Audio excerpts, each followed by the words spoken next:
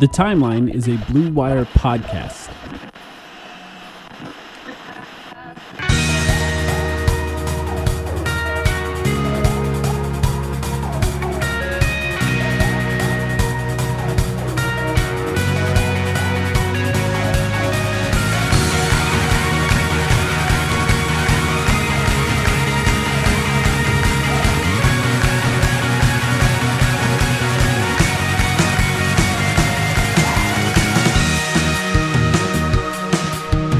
Timeline, Sam, we're back, and there's actual Phoenix Suns news. It's James Jover. The Suns have a new general manager. How you doing? Did you have that one loaded up in the chamber all day? Oh, I can't believe it. I'm not gonna lie. I can't believe that I didn't think you were. We're gonna come on and say that immediately. I mean, come on, come on. He's still with the organization technically. It's in some sort of not, though. in some sort of removed capacity where he could basically leave at any time. It seems the Suns basically found a way to fire James Jones without the headline of firing someone. That's what they did. Yeah, you can't read this as anything else but firing James Jones and putting someone else in the job that he once held. And now he is sort of, according to Gambo, a non-contracted senior advisor to the franchise that can leave at any moment if a job opens up for him, essentially. And that's where we're at with the situation for the Phoenix Suns. Let's start from the top. That's funny because I also sort of think of myself as a non-contracted advisor to the Suns in what I do on a daily basis. That's true. And non-paid, actually, in our case. The Phoenix Suns officially hired a general manager, as reported by Shams Charania this morning as you and I were planning the podcast for tonight. The name of that general manager is Brian Gregory, who will officially be, his job title actually is general manager. Shams Charania reported it as the new head of basketball operations. It's a promotion, not necessarily a hiring. James Jones, as reported by Shams Charania and everyone else since then, is moving to a role as the senior advisor for the franchise. Brian Gregory was an assistant coach with Michigan State when Matt Ishbia played at Michigan State. So essentially, Matt Ishbia is now hiring his former coach, a man whose only experience in the NBA is the last year and a half after Matt Ishbia hired him to be with the Suns, to be the general manager of an NBA franchise. How you feeling, Sam? What was his title for the last year and a half with the Suns? Do we have that on hand? It was the player. It was the player. I forget the exact job title. Let me see if I can find it. They're giving him credit. Well, they're giving him credit essentially in the press release, and we don't know.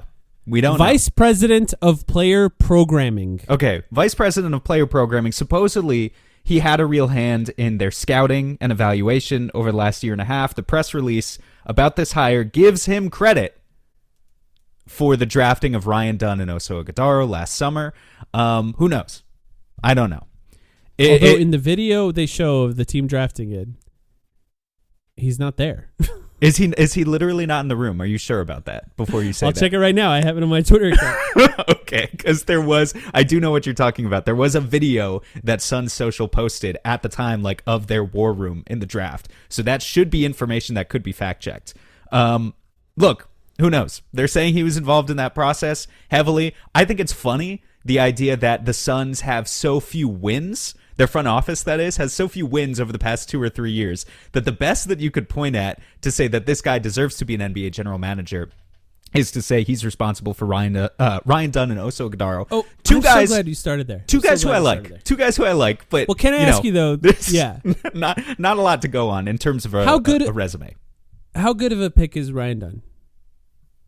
Do you think? The truth, and I really like Ryan Dunn. We just don't know yet.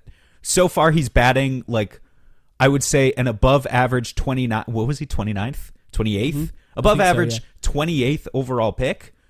But like not by an insane, inconceivable amount. Not like, he's the next Jokic is like the go-to, of second rounders. I can't think of like someone who was exactly the 28th pick off the top of my head who went on to become like a 10-time All-Star. I think Ryan Dunn was a good pick, but it's too early. Was it a good enough pick to get hired as the general manager of an NBA franchise? Right. And so here's the thing.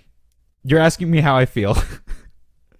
There are a lot of people, and Gambo said that other names were considered. How strongly, we don't know. Interviewed even. But was it just like a single interview where these 20-minute long conversations and then sort of just like putting the rejection stamp on them just to say that you could do it? Because there are a lot of people from Michigan in this front office now. It's hard not to pay attention to at this point. You have Josh Bartelstein, who we haven't mentioned yet, is still with the Suns in his capacity as CEO. Supposedly not going to be involved in maybe basketball decision-making going forward. At least that's what they're saying, like, forwardly. But again, would we know that for sure? I'm not sure. I think it's really funny that if you go to Josh Bartelstein's Wikipedia page to this day, it credits him as if it's a good thing. Or maybe it's more of a neutral tone, but there's a line in there that I posted on Twitter today which says, Josh Bartelstein, in his first year as Suns CEO, was considered heavily to be credited for the Bradley Beal trade. Instrumental in the Bradley Beal trade, the Yusuf Nurkic trade, and the Grayson Allen trade. So that right there. Trades that the fan base hates more than anything they've ever done. Like instrumental, might as well say instrumental in 3 of the worst moves that have ever happened in the 50-year history of this franchise. And that's the guy. Maybe he's not involved in basketball operations anymore. I don't know, but he's still in the organization, and James Jones isn't. He shouldn't be allowed in the building. If that's true, yeah, he should be locked out of the building, in my honest opinion. But Josh Bartelstein is from Michigan.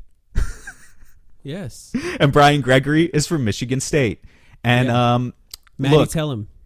Is Matty Tellem from Michigan? Yes. Who's the new assistant general manager? 2 other people were promoted today. Oronde Taliaferro and Paul Rivers. Oronde Taliaferro worked in the Detroit Pistons for 12 years? 12 years, from 2010 to 2022. Briefly left for the Brooklyn Nets, where he worked alongside Matty Tellem, and then both of them were hired, I think, at the same time by the Suns this past year. And now Paul Rivers, and now he's being promoted to assistant GM. Officer. And here's the bottom line. Paul Rivers, who's now the chief innovation officer, his current LinkedIn profile lists him as currently living in Pontiac, Michigan, which I hope is not true. I assume he lives in Phoenix now, but very clear that he has some ties to Michigan. So here's the thing. We have not heard publicly from any of these people. I really look forward to what I presume will be an introductory press conference coming soon with Brian Gregory. I'm not sure if we're going to hear from who's going to be an assistant GM and Oronde Taliaferro very soon, but it's just a little odd that all of these people are connected to Michigan. And I understand you hire who you know. Sometimes it's who you know and not what you know. And again, Brian Gregory could end up being a very good GM, but the fact of the matter is you look at his resume, and he was a mid-major college coach for 20 years. His coaching record at the NCAA level, he coached Dayton, Georgia Tech, and South Florida for 20 years. These were not programs that produced a lot of NBA talent. It's hard to recruit top level guys to those programs. And sometimes you get a guy who does become an NBA player, goes and plays a cup of coffee in the NBA and like has himself a little bit of, I wouldn't even call it maybe a career, but maybe plays 2 or 3 years. But that's about it in the way of success stories for Brian Gregory as a college coach. He spent 20 years, a 53% winning percentage with those 3 programs, made the NCAA tournament twice, and then, just like hasn't worked at the NBA level in a front office capacity beyond the past year and a half, beyond the worst season the Suns have ever had, where as far as relative to expectations. So basically, we're talking about a guy who, I mean, they throw around the term like sweat equity all the time. People in sports, people in business, like this concept of like, being in there in the trenches with other people in order to sort of earn it. Again, Brian Gregory, I really look forward to hearing what he has to say and what his vision for the Suns is. My outsider perspective is that this is a guy who couldn't possibly have developed many relationships already with NBA players. James Jones was a former player, so, was able to connect with other former players, trusted. Mm-hmm. But beyond that, a guy who probably doesn't have very profound relationships with agents, which is very important when you're a general manager, probably doesn't have much in the way of relationships with other NBA general managers, the people you arguably are your most important conversational partners when you're a general manager, right? So like, I'm trying hard not to be too down on this, but there's okay. It's hard. Let me tell you, it's hard right now. There's only really two ways to read this, right? There's sort of a rose-colored glasses version of this where this guy's been around basketball his whole life. He knows basketball, he cares, and he's going to do his best to try to bring whatever he's learned about basketball in his 60 years on this earth to the Suns. And by the way, if the best thing you could say is, well, maybe we should give him a chance. You could say that about anyone.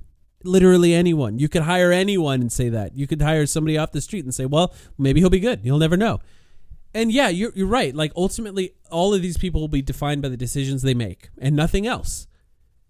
But the other way you can view this is Matt Ishbia hiring his inexperienced, non-NBA college coach / friend so that he could continue to call the shots through his puppet. That's another way you could read this. Do you think Brian Gregory would have gotten this job had he not been an assistant coach on Michigan State when Matt Ishbia was there? Because I don't. No, of course There's not. nothing in his resume that points to that. Yeah, he just simply, like, if he had interviewed, for any other job in the league, he quite simply just would not have gotten it. He doesn't have front office experience beyond the last year and a half.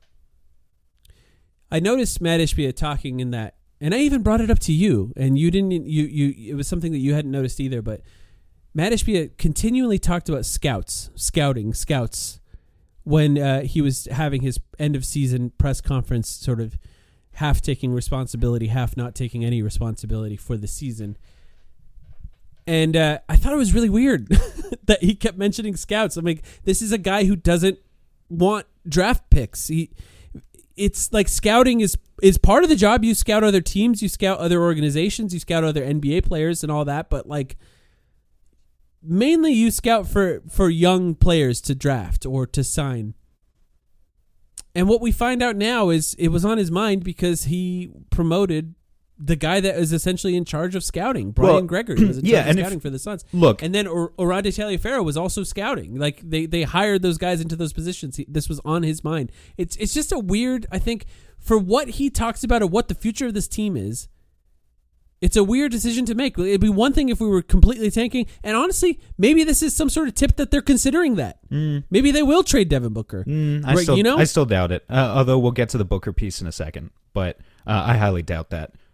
I think the rose-colored version of trying to analyze that piece that you're talking about of this, like, why would he bring up scouting so much is, well, maybe they're being truthful in what they say about Gregory, and he really did have all of that influence over their selections of Ryan Dunn and Oso. And, I don't think it was unusual to encounter fans this season. I mean, the two of us basically felt this way, that Ryan Dunn and Oso, when you talk about building a team that has grit, a team that plays with energy, a team that plays with passion, right? That oftentimes when those guys were on the court, that was the only time all season that Suns fans felt good. Other than, Devin Booker and KD, like, just willing them to wins with their talent sometimes. But, like, if you're talking about building a team like that, the young guys were instrumental in having that sort of edge or that sort of grit. And so, I don't know, if Gregory played into that, then I understand how they could reward him for that. But he still doesn't have a lot of experience. It's just so funny because the team was so disappointing that they had to play two rookies in order to have any chance in games. And that's not like a good thing, right? They should have had better players. The team should have fit together better. The stars should have had a better relationship with the coaching staff. Things should have gone better. And because of the two things that went right that had a very, very, very little impact on the season in Ryan Dunn and Oso Ighodaro. And don't get me wrong, I like those guys. But because those two tiny little things went right, there's some level of justification. There's a to make these promotion. hires. Yeah, I mean, Yeah. it is just hard to square this idea of Matt Ishbia coming into a press conference. First of all, the fact that James Jones had to sit through that farce a couple weeks ago, although we kind of anticipated that, it was either going to be a farce for him or for Josh Bartelstein or maybe for even both of them. But Ishbia comes into that press conference a couple weeks ago and he says, we're all disappointed. I have to take more accountability. Change is coming, change is coming, change is coming. And your change is you replace Budenholzer. And okay, this is good. By the way, the one thing that I can applaud here is hiring someone other, because we talked about how James Jones was like leading the point on the head coaching search like a few days ago or whatever. The one thing I can applaud is having a guy in this position who is definitively your decision maker, or at least like, a tool through which Ishbia makes decisions, depending on how cynical you want to be. But having that guy before you go out and start interviewing head coaches, and now there can be a lot more clarity in their search for a head coach over the next 2 or 3 weeks. Gambo's saying that is probably going to come within the next 2 or 3 weeks. So that'll be the next thing for us to look forward to.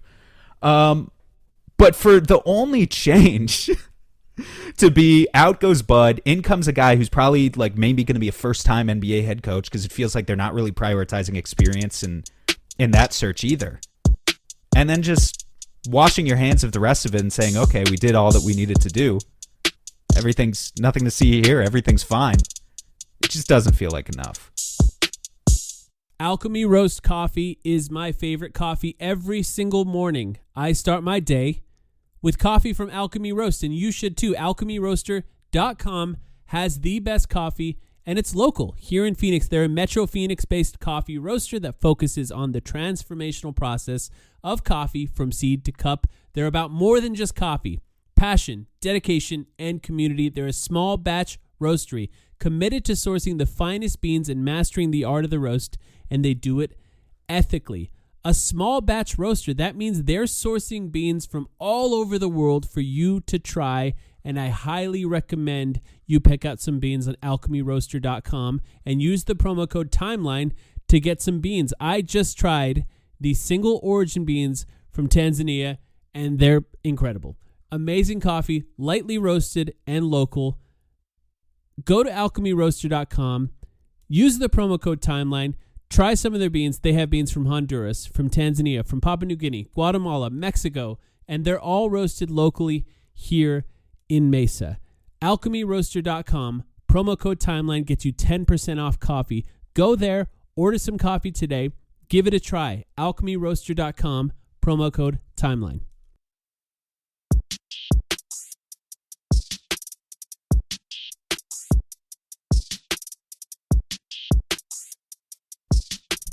Why do you think he gets so much credit for player development? Have you ever heard of a front office person given that level of credit for development? Isn't that normally the coaching staff?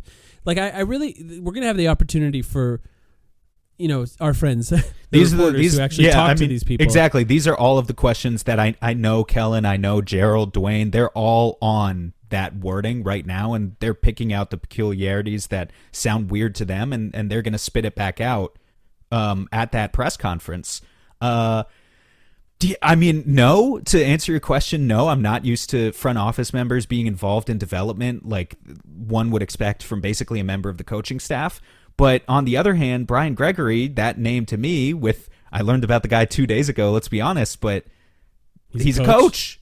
He has 20 years of experience as a coach and 20 months of experience as a front office executive. So I don't know. I guess maybe. By the way, did you go back and, I made this point online, but did you look at the best players to come out of Brian Gregory coach teams over the past 20 years?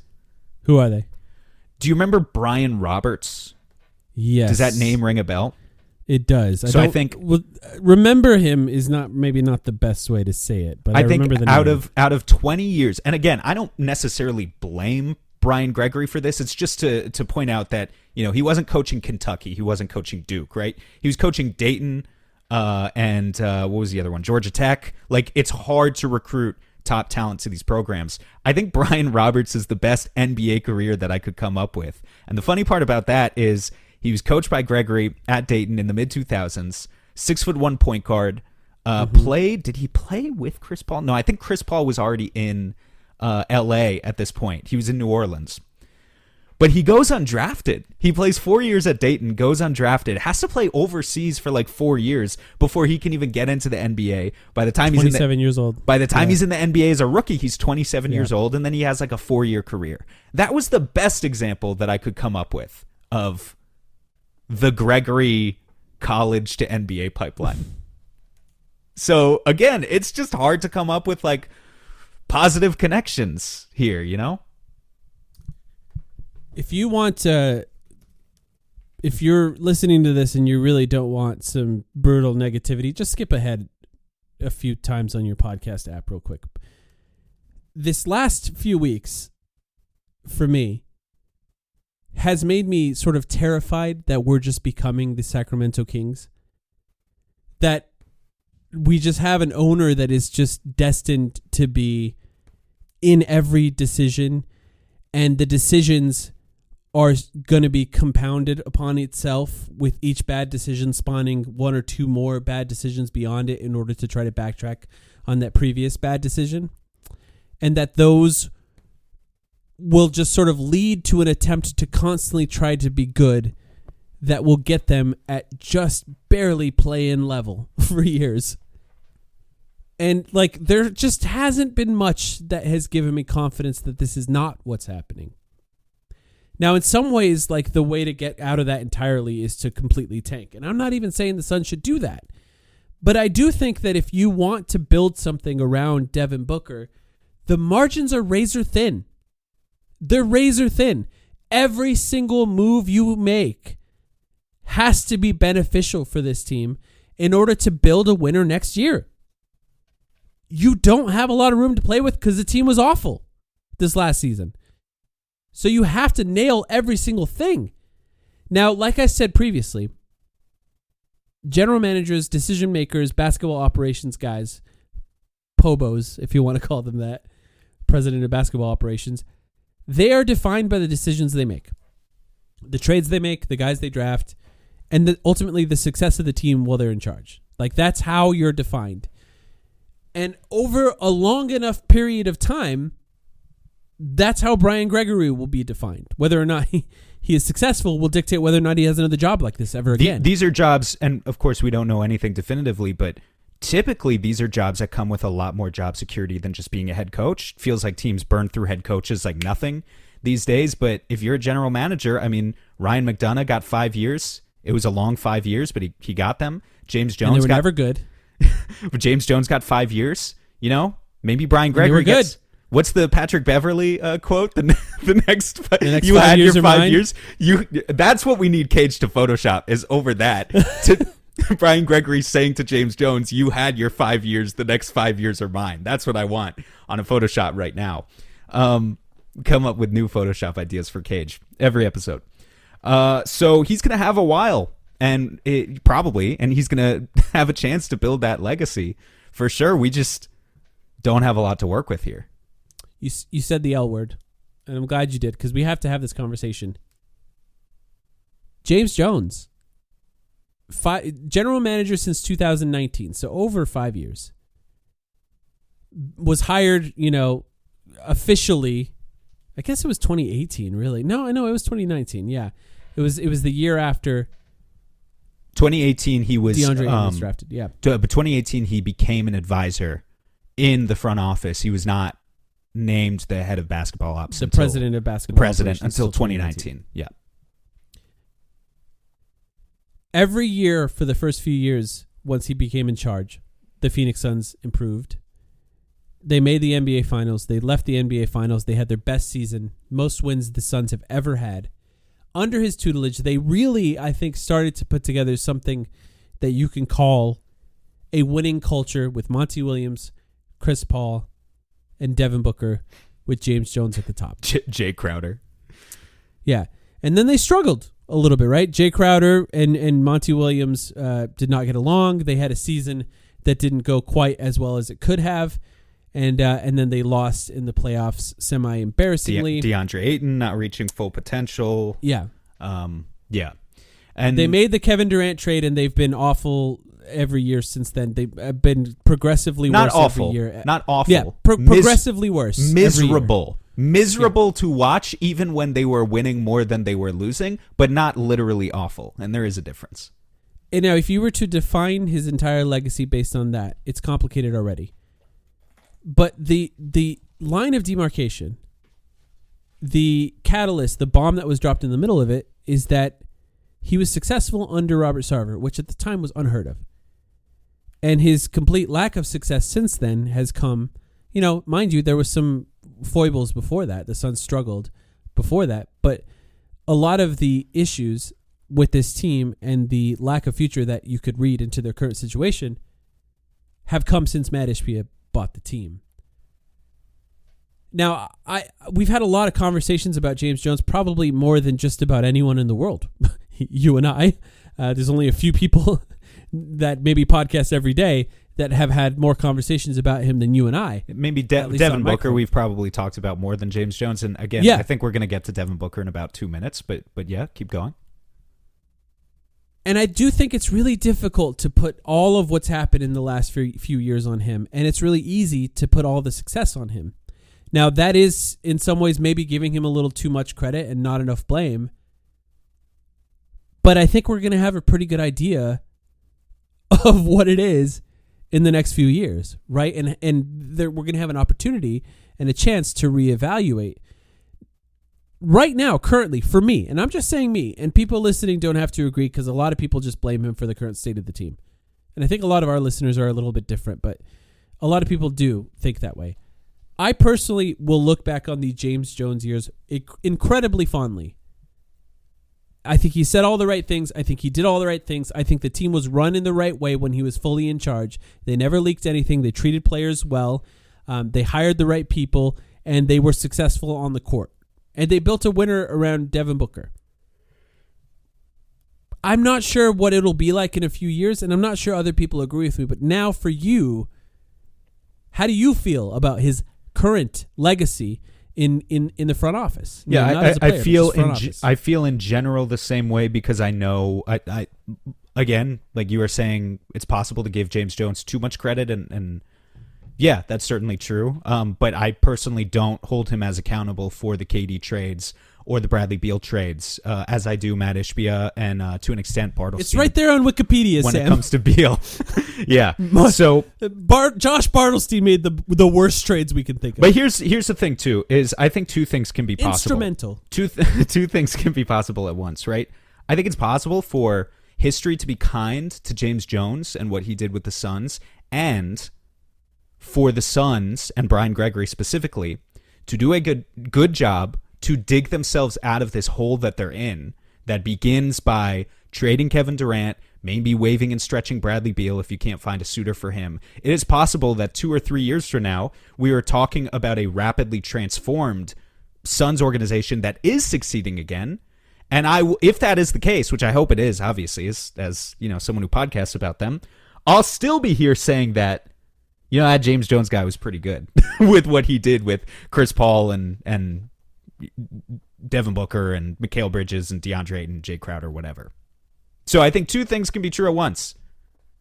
History will definitely be kind to James Jones if kind of what I feel like you were hinting at there for a minute, if this next era of Suns basketball is an abject disaster and they just suck for the next 5 years, then yeah, and definitely. It's clear, and if it's clear that the decisions are made by Matt Ishbia, right? Yeah, of course. Yeah. But I'm even saying that it's also possible for things to get much better and for us to still have this sort of respect for what James was able to accomplish, especially in his first 3 years here.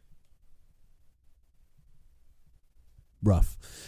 If you were Devin Booker, yeah, what's your reaction to the news today? I think there's a couple ways you could take this.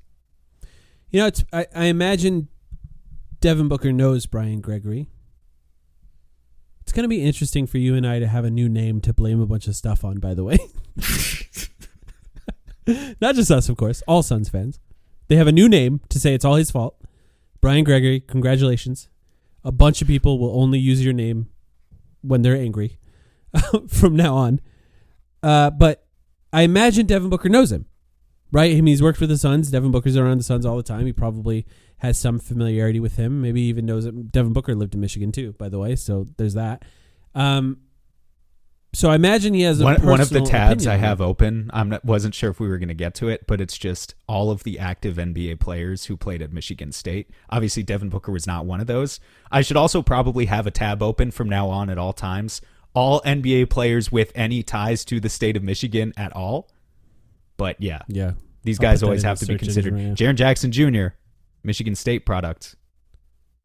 It's a good point. It's It something could be we've- available. Yeah, I mean, something to think about. We've joked about Draymond in the past because that's the obvious one, and because like Draymond is just such a provocateur that he it provokes people's emotions, right? But Jaren Jackson Jr. is actually good and young in a way that Draymond is not. Something to think about. How do you think Devin Booker feels? Well, I think so there's two ways. Either, you're right, I'm sure he knows Brian Gregory in some capacity. Devin Booker probably knows whether or not he's willing to admit it. I don't know, but I'm sure he knows how much leverage he has over the Suns organization at this particular moment in history. He knows how much he means to the people in the city.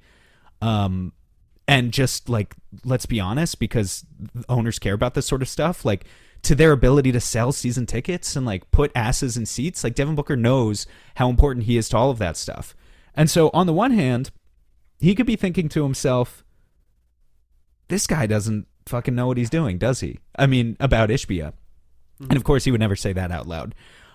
The other possible way to go about it, though, is that if he's recognizing that Ishbia is the one calling the shots, then all the more reason that Booker can kind of wiggle his way into being a player GM of sorts. And, if the lack of a strong central figure in the front office outside of Matt Ishbia, because if we're saying Brian Gregory, all due respect, but maybe is not that strong central voice, a Bob Myers type who comes in there with his way of doing things and 20 years of experience and yada, yada, yada. If there isn't that, and James Jones is also leaving, so there doubly isn't that, then Devin Booker can kind of just approach Matt Ishbia from now on directly and be like, hey, I want this, I want this, I want this.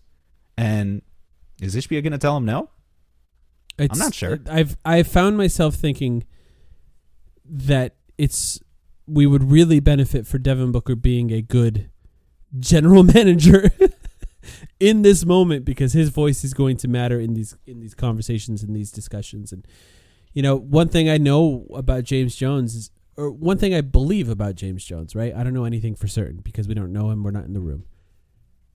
I think he knows how to build a winner around Devin Booker because he has. And I've seen him do it. And to be completely honest, he's the only one to do it. He's the only one that's been successful at it. So if he's still around, he still has some level. Like, I read this as a firing, right? James Jones's job was replaced. But if he's still around and he has some level of influence before he finds a new job, I hope he's able to give some positive feedback here. Let me read you a list of players that are tied to the state of Michigan. Are you ready? Where'd you find this? I just went to ChatGPT. I'm not proud of it, but I figured it was the I'm fastest way to do it. I'm disappointed in you, and we cannot corroborate the 100% veracity of what we're about to say, but go for it. Devin Booker, Draymond Green, Kyle Kuzma, born in Flint, Michigan. Miles Bridges, which we knew and have talked about before. MSU product. Past. Yep. Gary Harris, Jaren Jackson Jr., University of Michigan players. Franz Wagner. Oh. Mo Wagner. Jordan Poole. Karis LeVert. Tim Hardaway. You think wait, real quick on that. We've talked about Franz Wagner like very briefly. It's like, man, Franz Wagner is cool. Yeah. Do you think I don't think the Magic would trade Franz Wagner at all. Obviously, they were just Is that bounced in the how we first sound? What? Is what how we Man, sound. Franz Wagner is cool. Is that sound- how our podcast sounds? We sound like fucking dorks, dude. What do you expect? But like, if the Magic, do you think Franz and He Mo is cool, by the Wagner way. are a package deal? Like if Franz and Mo Wagner's actually pretty good too. I'm just wondering, like if you Do you trade think for they one, would do you have yeah. to trade for both?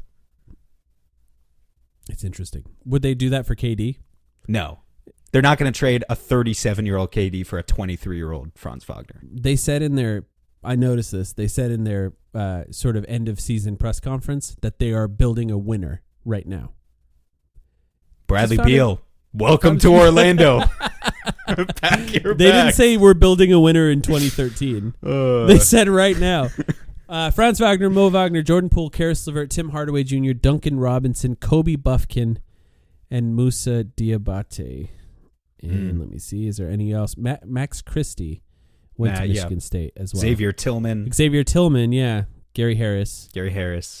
I still think of all those names, other than Franz Wagner, who's probably not attainable, Jaren Jackson Jr.